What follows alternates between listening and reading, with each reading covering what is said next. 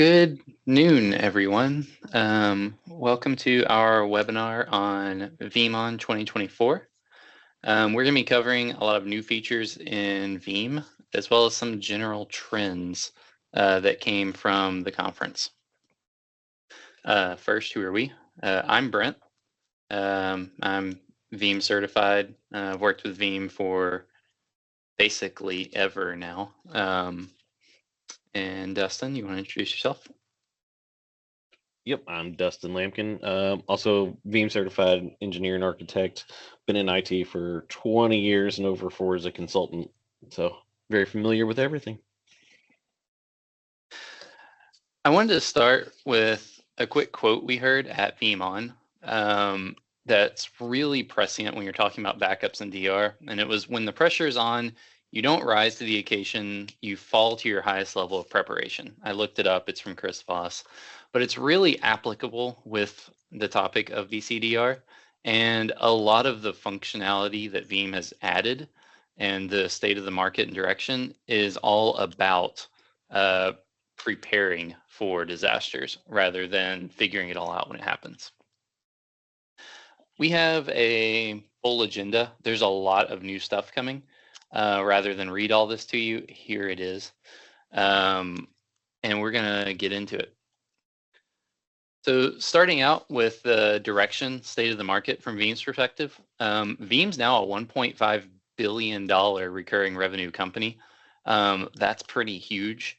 They're now starting to target enterprises. And apparently 69% of the market is 1,900 enterprises.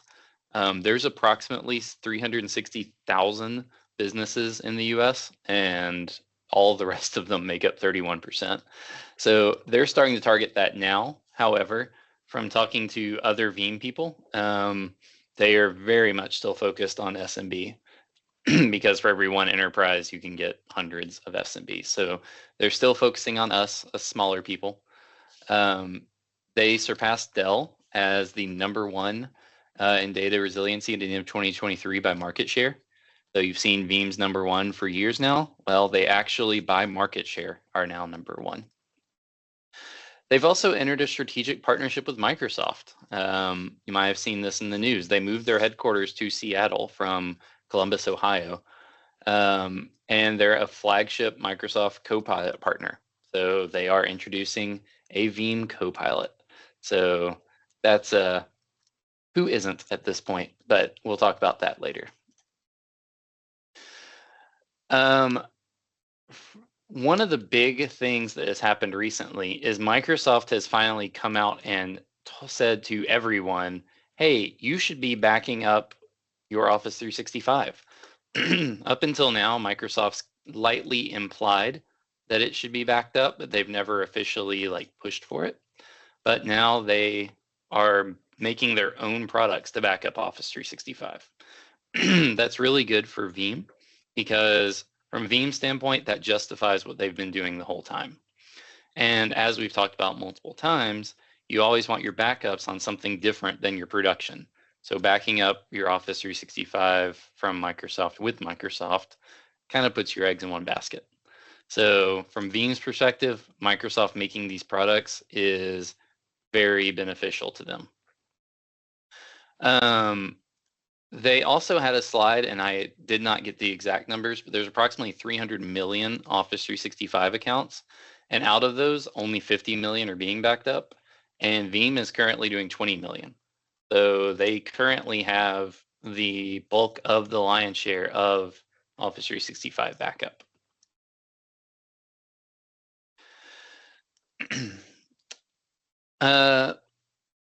Office 365 cyber attacks are also very common. So a lot of times these take different forms. It's not like a full-on ransomware where you can't get to Office 365 or something like that. But there's a lot of situations where you get things like someone adds a rule to a CFO's inbox that sends emails out, or someone deletes all the email in someone's account. So Office 365, excuse me, Office 365 has become a major target for everyone, as well as other SaaS-based applications. So Veeam has been really focusing on getting better backups, faster backups for Office 365. And there is the shared backup model. So Microsoft's not responsible for the backups. Technically, if you pay extra, they can be. But by default, they just keep the infrastructure up. You're responsible for your data. So I've spent a lot of time on this already. Dustin's going to spend time on it later as well. But this was a really big push from Veeam is Office 365 backups are, most people still aren't doing them, and they're hugely important. Veeam bought a company. It's probably a company you've never heard of.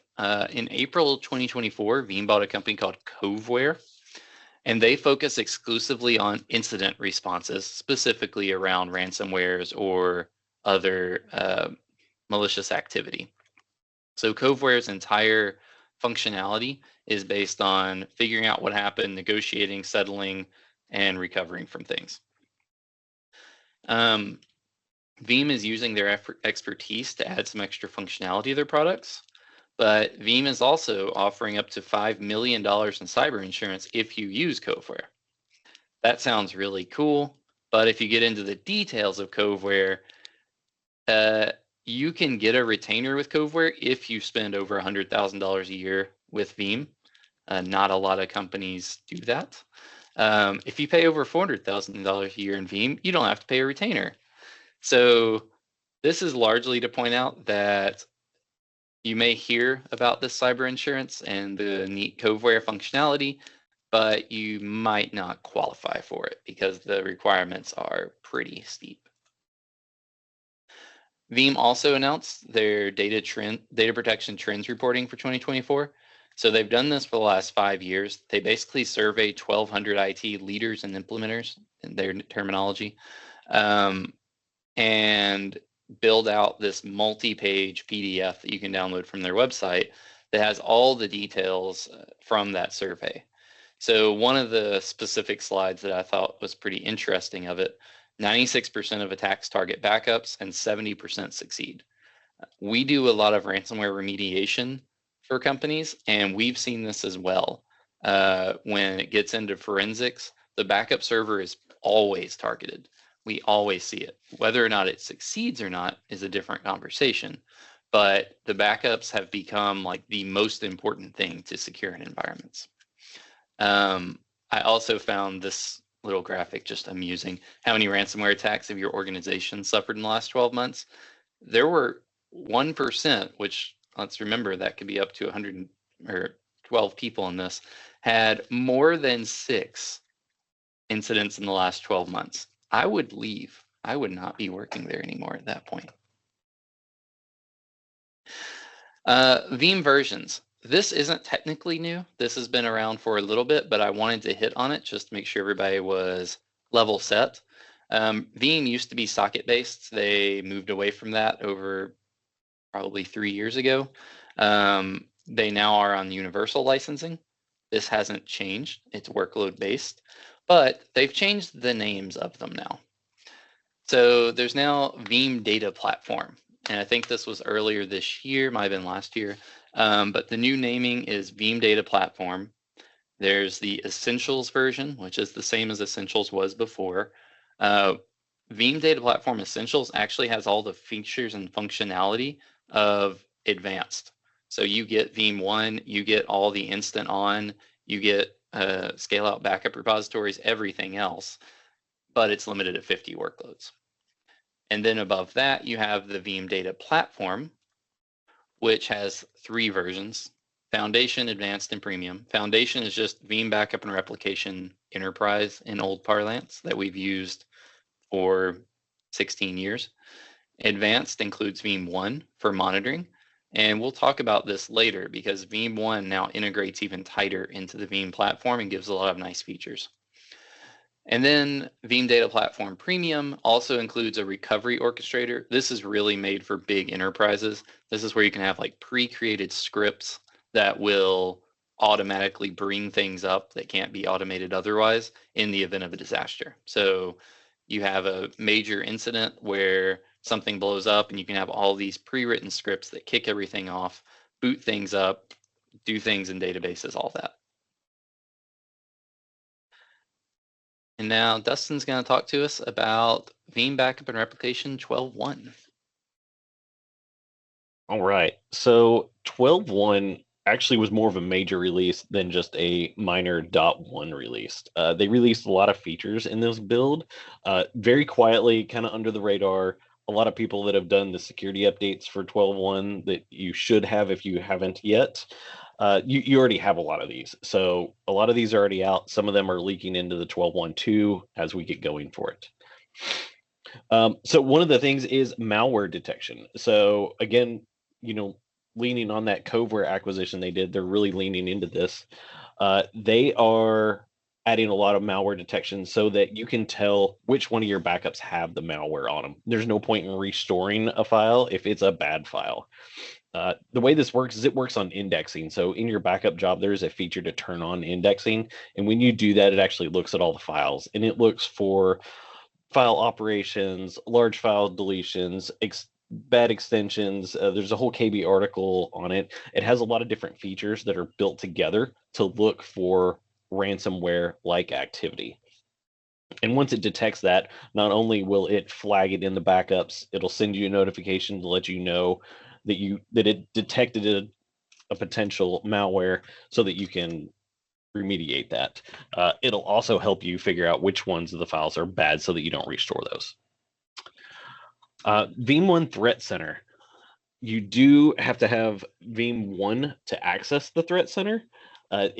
This is a really cool feature. It gives you awesome heat maps for all your different backup jobs. It gives you calendars, your RTO and RPO reports to be able to say, hey, these servers actually were backed up in the right amount of time, and we believe we can restore them in the right amount of time.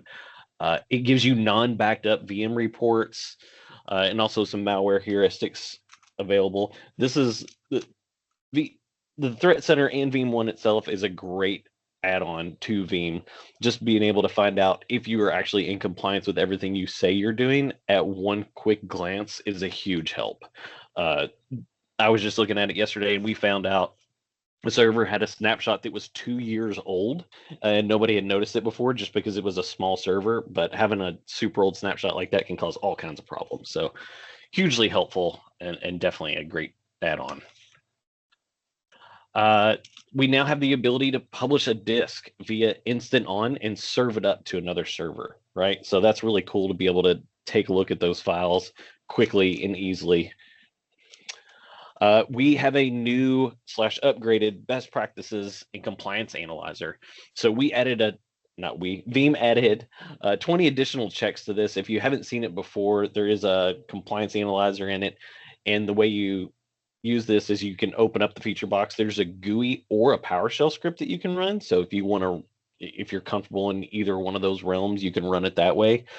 Brent was just testing with this the other day and said that if you turn off the feature in the GUI and then have it pump out the PowerShell script, it turns those features off in PowerShell as well, which is really cool.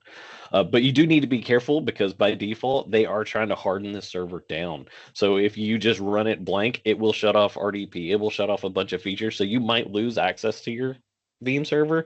So definitely be careful as to which features you're disabling. They've added 4 eyes authentication now. This sounds a little weird, but what it's really doing is it's like having MFA, but with another person before you can purge data or delete data. So say one of your coworkers he accidentally or on purposely tries to delete a file server. With this feature turned on, it can now say, hey, user A is trying to delete the server. Do we really want to do that? And it gives a secondary authentication to a human being before it can be deleted. So that's nice against accidental, and potentially you get a rogue actor in there before your data can be deleted. For the hardened repo, they added the time change protection for this. So they found a use case where if you were able to get into the hardened repo and could change the time, you could actually delete that immutable data that's in your hardened repo. So they've added a feature to prevent that potential attack. I did talk to one of the engineers at Veeam, and they said they have, I'm going to say this in quotes, never had a successful attack against a hardened repo before.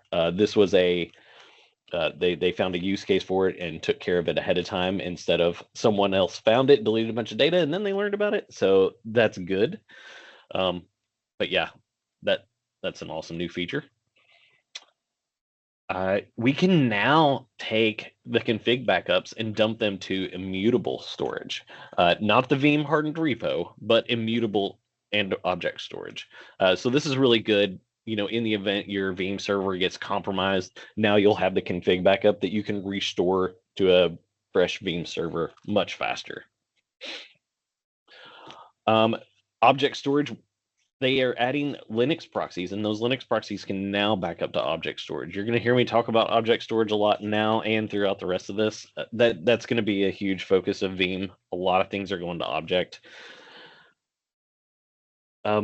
For NAS backups, we can now compare NAS backups against production to see what's changed. So if you have a user that goes and deletes a whole folder and subset of data, you can see that. You can see that the files have been moved.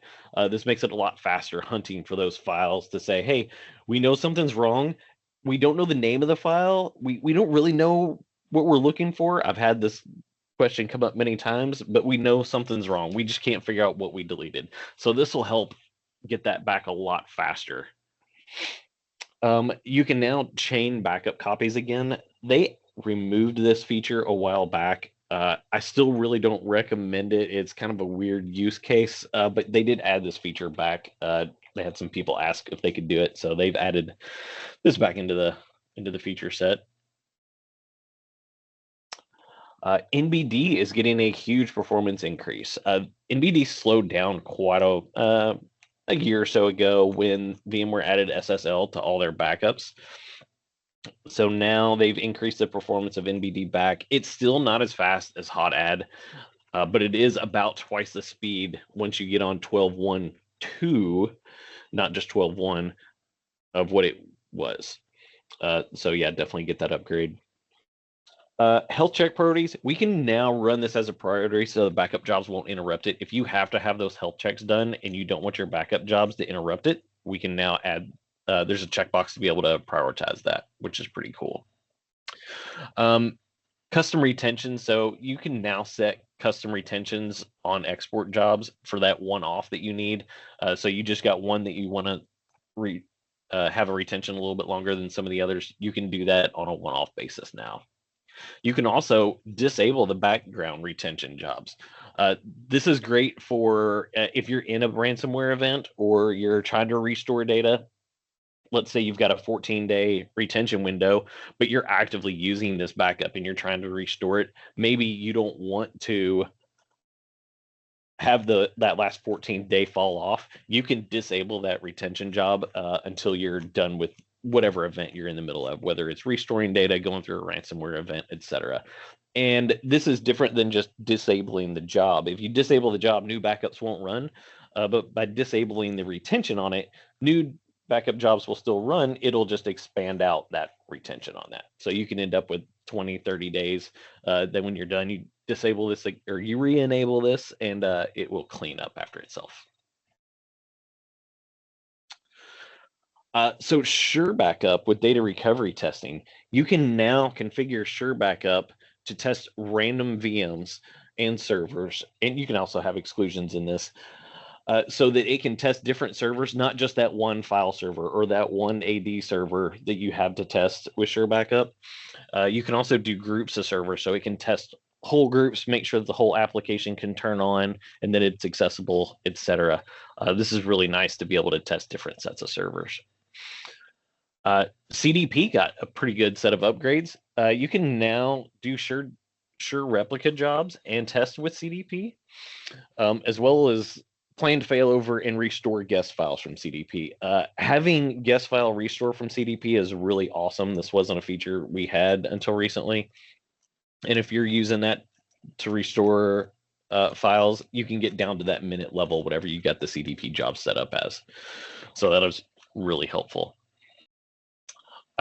Sober capacity tier health checks. This is great. Historically, running health checks on the capacity tier wasn't a thing, but now you can. This is probably due to all the object local storage that you can do now. Running it in AWS and Azure, not as beneficial back in the day, but now that they're adding a lot of performance into it, it's really helpful.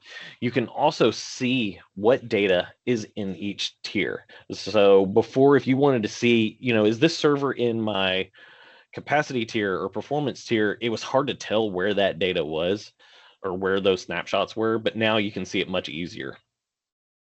And there's also the option to move data from the capacity tier to the performance tier. So if you say, hey, I really need to pull a bunch of this data back, it's only going to pull the subset of data that you need and not rehydrate the whole VM. So that's very helpful. A few small things that we've got in here. PostgreSQL can now be tuned. I don't know why this isn't done by default. It's one PowerShell command that you run, and all it does is it pulls the metrics from the server and configures the PostgreSQL to match your server specs. So really weird this isn't run automatic. I'm assuming in a future release, maybe 13 or so, that this is just run automatically. And what it does is it sets all the performance tuning for PostgreSQL. Build numbers, as we have all seen, build numbers keep changing kind of all over the place. If they were going to do like a 24H2 or follow Microsoft, they have determined, at least for now, that they're going to follow the standard build numbers that they've been going with, like 12.1.2, 12.2, 13, they're going to go with standard build numbers. They have added Veeam AI Assistant. Now, this is a little different than CoPilot. It still uses natural language, but what it's doing is it's searching the help and knowledge base for the answers. It is internal to the server only, from what we've been told. It does not go out to the internet. So let's say you're just trying to figure out how to set up a backup job for an Oracle, and you're trying to figure out how RMAN works. It will search its own internal knowledge base and help you out with that. So it's pretty helpful in that aspect. All right. Another thing that Veeam announced this year that they're starting to push on is the Veeam Data Cloud. So the Veeam Data Cloud essentially means it's a backup as a serving offering or a SaaS offering from Veeam. So they have different names that follow that, and we'll talk about one in a second. But the Veeam Data Cloud itself, as of now, you can do direct Office 365 backups to Veeam's cloud. So one of the concerns for a lot of companies that have gone cloud native is, okay, well, I'm cloud native, but if I want to have a Veeam backup server, I have to have a physical server somewhere, but I'm cloud native. I don't want a physical server. Okay, well, I'll build it in Azure. That's not very effective. The Veeam Data Cloud, basically, you just set up in a quick UI. You get a pretty web-based UI that you can use for doing all your Veeam 365 backups. You don't have to worry about server. You don't have to worry about storage or anything. It's fully hosted, and it backs it all up direct. There are also direct Azure backups. They're adding more features to this all the time. It's a major development they're doing. It is still running on the back end on the normal Veeam platform. This isn't some weird fork where they forked their code and now this one's going to get features the other doesn't have, or vice versa. This is based on the normal Veeam product. So it's going to keep same feature parity and functionality. It actually just might be slightly behind in the Veeam Data Cloud because they have to get their pretty little UI to work with it. There's also the Veeam Data Cloud Vault. This is basically S3 storage for backups. So it's like AWS, Azure, Wasabi, etc. There's not really a compelling reason to buy this from Veeam proper unless you want a native solution. So if you're looking to have a all Veeam branded solution to your backups, then this would be how you get cloud S3 storage without going to a different company. And now Dustin's going to talk about Office 365 backups more. Yeah, so Office 365, those of you who have used it, it's worked, right? It hasn't been awesome, but it's worked. With version 8, they've added a lot of features that are really going to help out. So first of all, they're moving from storing all that data in a Jet database to storing all that data in object storage. As you can tell, again, object. They want everything to be in object. They're all in for it. They've added the option to do Linux proxies now, but those do require object storage. Now, the other thing they've done is added proxy pools, and this is the big part of it, right? Because before there was a lot of performance issues you ran into with proxy servers, making sure you had the right ones, making sure they were built correctly, and you load balance them correctly. Now they've automated all that for you, right? So you can just build a pool of proxy servers, and it's going to automatically take care of everything for you. It's going to check CPU and RAM. It's going to make sure all the throttles are balanced appropriately. Every 10 minutes, it queries all these servers to see what the load's like so it can transfer load to the other proxy servers. Talking to the engineers, it can also handle, like, if you just reboot a proxy or one of the proxy crashes, it just takes that load from what was run on that proxy and moves it over to one of the others. So this is really helpful to be able to throttle all of that data that you're trying to transfer between all the different proxies. Yeah, here you go. The proxy pool, the priorities are currently restores, incremental backups, and then full backups. So, if you're restoring data, you definitely don't want anything taken over in the middle of it. We find these priorities work pretty well. Every 10 minutes, it will do that rebalancing to figure out what's available, which ones are in maintenance mode. This really helps because if you've used Veeam in the past and you're trying to run updates on one of the servers, you have to make sure the jobs aren't in use. You no longer have to do that. You can just run your updates, reboot it, and it will automatically move that load off to the other servers. It doesn't kill your job is another big part of that, right? If it moves the load, but does it fail? No, it doesn't fail. It just moves all that load. So pretty awesome. This should speed up your backups tremendously. So new architecture, it's using the Jetstream engine. The way it builds these jobs is it has a whole lot of queues that it uses. So it's got all session-based queues. It's going to process all those out to all the different proxies that you have. There is a centralized Postgres database. Just because the proxies reboot, all that data goes to the Postgres SQL. That's where it handles all of it. If you reboot the Postgres server, yes, it will cause problems. It is not a proxy server. They are not using SQLite anymore. They are moving to Postgres, just like most of the other services in the Veeam lineup. And that does replace the local cache on it. So, and just like we said, you can have Linux proxies now. You can also have Windows proxies, and you can mix and match them. I don't see the Windows proxies going away or anything. They're just trying to add that feature set to the users who really want to do Linux servers all throughout. You'll hear more about that later.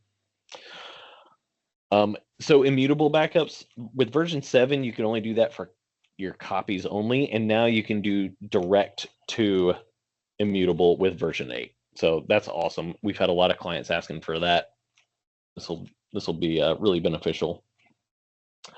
Access control, they've added a whole lot to access control. We can now do role-based access control. They've added MFA, and this is both for the console and the explorers. So you can do this based on users or groups as well. So if you just have 1 or 2 users, you can do it that way, or if you have a group of users, you can add them to that. The proxies can run on custom service accounts if you need them to run that way. So a lot of the integration for Office 365 version 8 is going into Veeam 1. They're really trying to push you into that Veeam 1 to be able to see your reports from all these different consoles that they have, be it Office 365, VBR, etc. If you were using basic auth, it's now been fully pulled out of version 8. Microsoft's already turned it off, so they don't even have it as an option anymore with version 8. And they are moving to paid APIs for the teams. This is more of a performance thing for Veeam. They're really trying to integrate tightly with Microsoft, so they've changed over to those APIs. All right. Veeam also announced a completely new product at VeeamOn, which is Veeam Backup for Entra ID. If you're in Office 365, Entra ID is their rebrand of Azure AD. I think they finally realized that Azure AD doesn't even resemble normal AD on premise. So they started rebranding it to Entra ID. But this will be a way when you're in the cloud to actually get full backups of your Office 365 accounts. It is going to be in the normal Veeam Backup Replication console, not in the Veeam for Office 365. This specifically came down to licensing and how they want to do licensing. But it is tenant-based, so you can have it back up multiple tenants, single tenant. It can do objects as well as audit logs. So one of the problems people run into when they're on Entra ID, Azure AD, is the audit logs only go for 30 days by default, and you can't really change it unless you start using a SIM or something to collect those logs for you, such as, Microsoft Sentinel SIM that they have built in up there, which is not cheap. No SIM is cheap. So this can actually back up your audit logs for you so that you can get more history, so that if you get one of those ransomwares that targets Office 365, you have an issue and you don't know when they got in. If your logs only go 30 days, they might have been in longer than that. So this gives you more of that logging so you can have more user access information over time. There are 4 types of Entra ID users: internal users, internal guests, external members, and external guests. It can't back up the external ones. That makes sense. I shouldn't be able to back up users from other people's companies in my Entra ID, even if they are federated in, but it can do both internal users and internal guests. You can do backups based on groups. It can also do backup of app registrations. So if you've had to do a lot of app registrations in your company, all those different things that plug in Office 365, maybe for authentication, what have you, redoing those can be a real pain, getting all the approvals and everything. It can back those up. So if somebody deletes one, breaks your ERP because it was using Office 365 for all that, you can restore that app registration, which is pretty nice. The backups are stored in PostgreSQL. There's another trend. There should be 3 major trends you're noticing: object storage, PostgreSQL, and Linux. There's a reason for that. And the audit logs are stored like NAS backups. So if you want to go back and look at these, you can restore, you can instant on the audit logs, you can restore them, you can browse the whole backup of them, all the stuff like you already do with NAS backups. As I mentioned, you can do multiple tenants. So if you have an organization that, I don't know, bought a few different companies and they haven't merged them all together, you can have one backup that backups all those different tenants, which is also super important while you're migrating. You can do full restores or you can do granular recoveries. So you can do a metadata comparison. The demo they did at VeeamOn was someone went in and changed their title from manager to VP. You can do a metadata comparison and it will just tell you that title changed, nothing else changed about the user. And at that point, you can either append that if it's something that was added that was deleted, or you can overwrite it to change it back to manager instead of VP. So it's a very granular recovery method, as well as just doing a full if your whole tenant's gone. It will use the universal licensing like everything else has for the last few years. They don't yet know what the user ratio to universal license will be. It's not quite figured out yet because this isn't coming until Q4. They did say that it will be your entire tenant. If you do choose to back it up, you won't be able to pick specific users and have those backed up. Also just realized full licensing is redundant, my bad. VBR 13. This was teased. They didn't have any sessions on this. They didn't go into any depth whatsoever. They just showed it in the keynote. largely just to get people excited. It's almost certainly 2025. The CEO kept poking GhostDev and being like, so 2024, right? And GhostDev kept going, no. But he kept saying it over and over. So I think there's some internal discussions. Usually at Veeam, engineering wins. So don't expect it till 2025 or like December 31st. There's not a lot of details, as I said. There is a new UI though, and this is web-based. It looked very much like what we're used to seeing, except for in web form with, once again, a slightly different color. But this will be really nice to not have to have that thick console on your box, be able to go to a web page and get to everything. VBR will now run on Linux. This has been a push they've been working towards for years, but a lot of large enterprises want to be able to run things on whatever operating system they want, and Veeam hasn't had that flexibility. They've been tethered to Windows for certain parts, like the VBR server itself. And one of the early things to get them ready to go this way was moving to Postgres.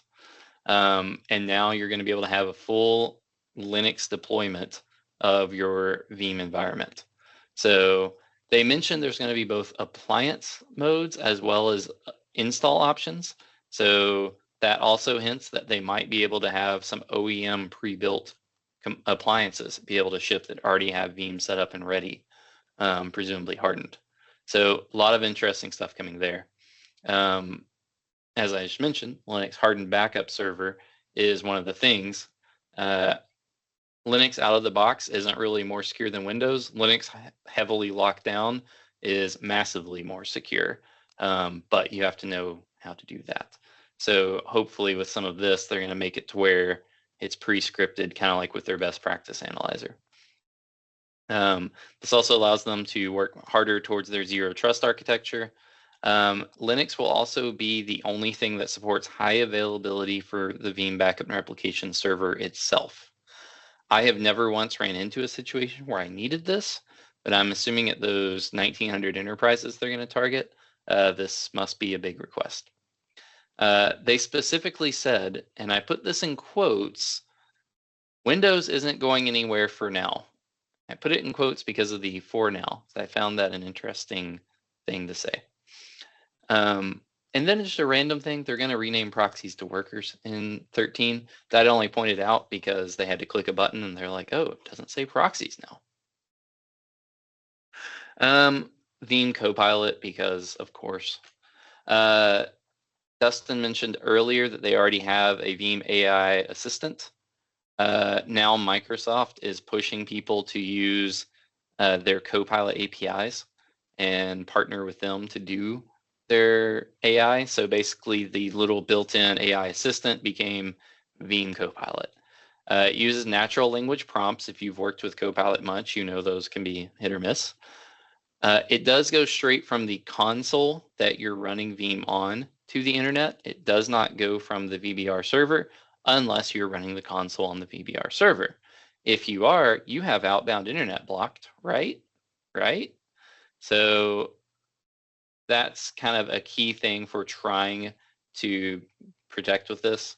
The demo they showed was they basically said, tell me all Office 365 users that have been backed up in the last month.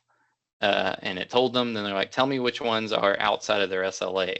And it told them of the ones backed up in the last month, these are outside their SLA.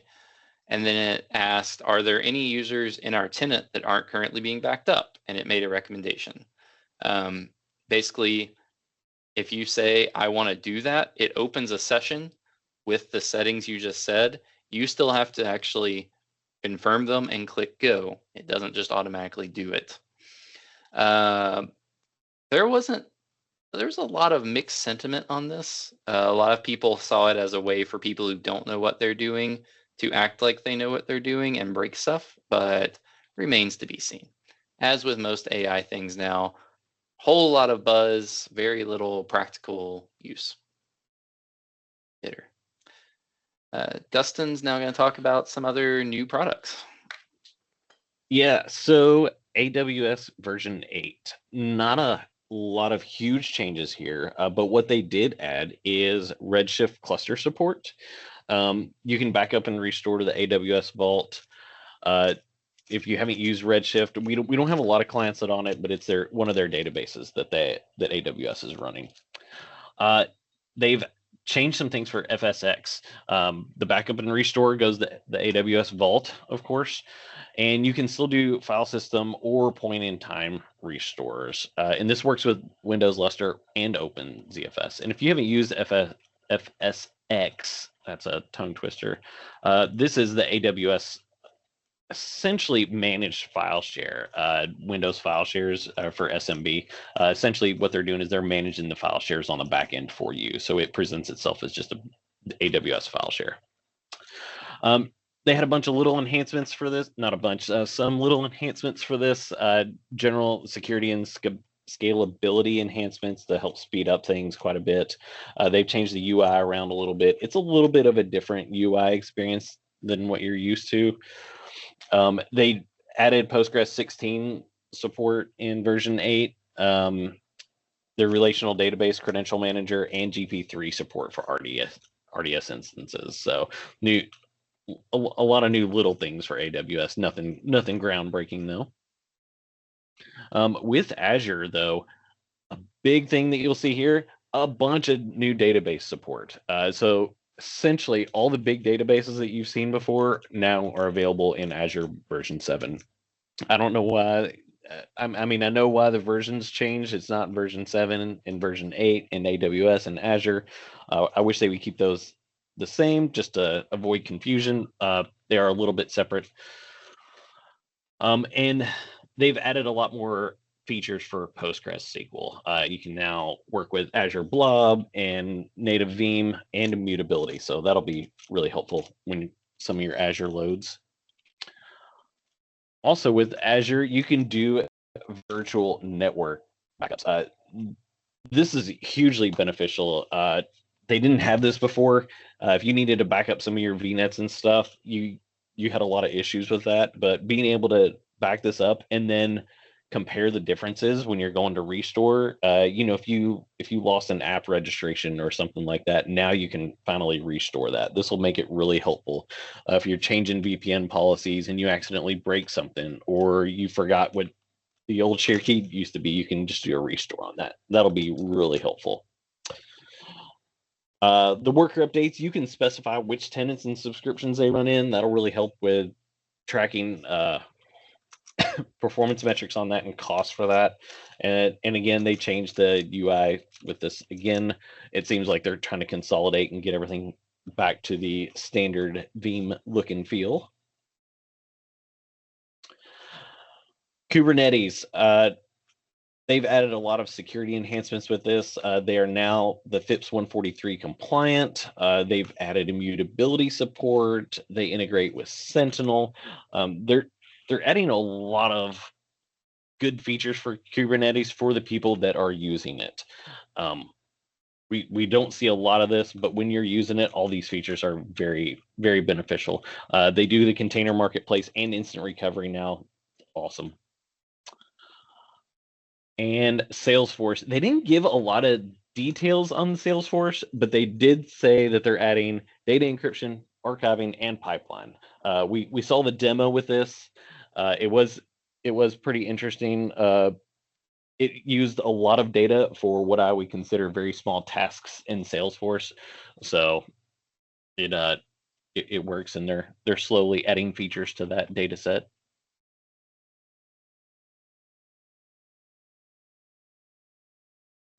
So that's pretty much the bulk of it all. There was a lot of small things and a lot of hints at big things to come. The Veeam for Office 365 was huge. That's coming soon. Entra ID was a really big one.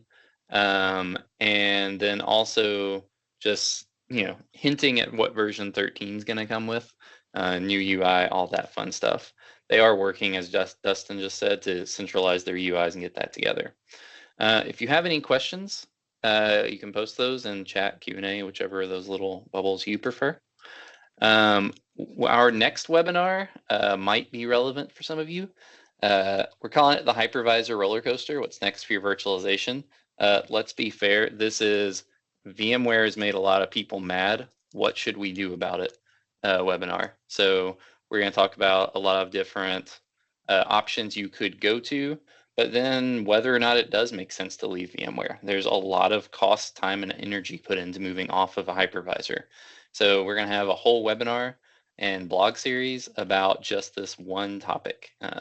You can register for the webinar Wednesday, August 28th through the QR code right here. Otherwise, there'll be blogs coming out, and I'm sure we'll be linking to this in those blogs as well. So if anyone has questions, feel free to post them in chat, and otherwise, have a good day.